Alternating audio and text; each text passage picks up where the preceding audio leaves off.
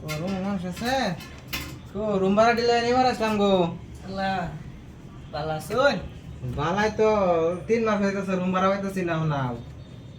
Room ভাড়া দিছে না রুম ভাড়া হয়েছি না তো না বাক্কো। রোহিন ডাক দিতেছি জলদি ডাক দাও। কই তুমি রুম ভাড়া নিবার লাগি আইছে রুম মালিক মালিক আছে হ্যাঁ এই টুলটা দে বইবার বইবার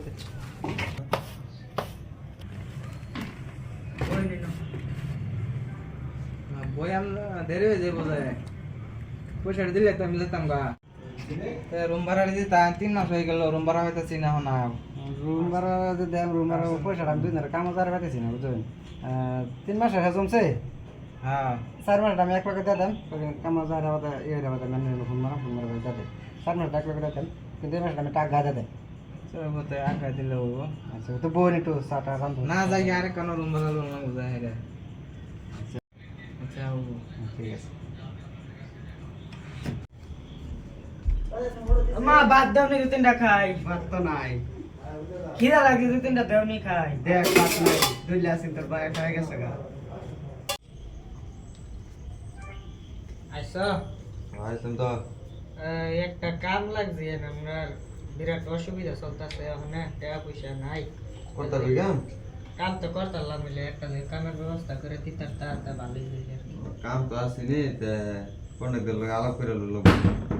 তা আমার জলদি একটু কামের একটা ব্যবস্থা করে দাও আন্ডা আবার বেমার আচ্ছা টাকা পয়সা নাই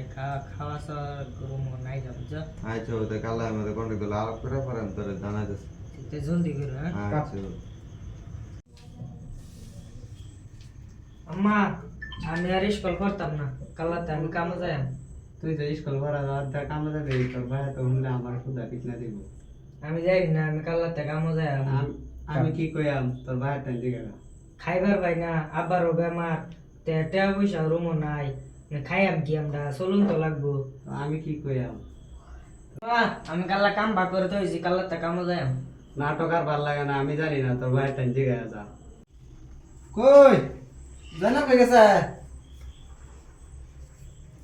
কি কোন সেরা বুধই কাম বাস করে তেছিন কাম গেছে গা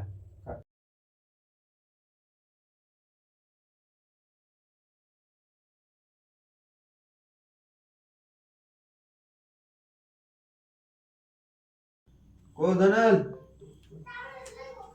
আইসা হ্যাঁ এই তো রাজকার কামের হাজিরাটা